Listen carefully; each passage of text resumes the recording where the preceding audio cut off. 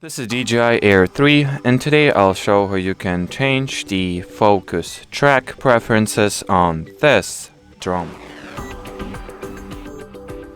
So in the beginning you will need to launch the camera view of the DJI Fly app, then here tap at these three dots, select the control section, scroll down, open the focus track settings, and here you can you can switch the subject between person and vehicle. You can adjust the inner radius as well as the outer radius. You can increase or decrease the inner and outer height.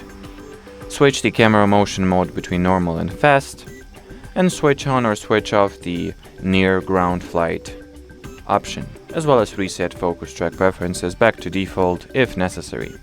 And well, as far as this video goes, that'll be it. So thanks for watching, and bye bye.